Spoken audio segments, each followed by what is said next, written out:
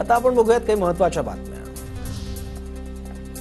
Box ऑफिसवर छावा चित्रपटाचं वादळ, 4 दिवसात 145 कोटींची कमाई। 2 महिन्यात तूर डाळीच्या दरात 4000 रुपयांची घसरण, शेतकरी संकटात। तुरीचा दर प्रति क्विंटल 6500 ते 7300 रुपयांवर। विदेशातून तूर आयात केल्यामुळे देशांतर्गत बाजारात दर पडले। उद्या शिवजयंती दिनी राजकोट किल्ल्यावरील शिवपुतळा उभारणीची पायाभरणी। प्रस्तावित शिवपुतळ्याची उंची 83 फूट असणार। पालकमंत्री नितेश राणेंच्या हस्ते पायाभरणी होणार।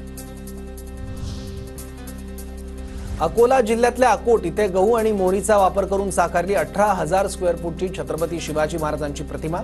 छत्रपती शिवाजी महाराजांच्या 395व्या जन्मोत्सवानिमित्त 4 क्विंटल गहू आणि 35 किलो मोहरीचा वापर करून साकारली प्रतिमा।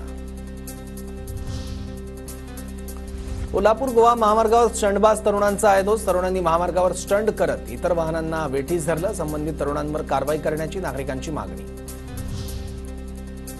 टेस्ला कंपनीत मुंबई दिल्लीतून काम करण्याची संधी, 13 जागा भरण्यासाठी टेस्ला कंपनीची लिंक्डइनवर जाहिरात। मोदी मस्क भेटीत टेस्लाकडून भारतीयांसाठी नोकरीची ऑफर।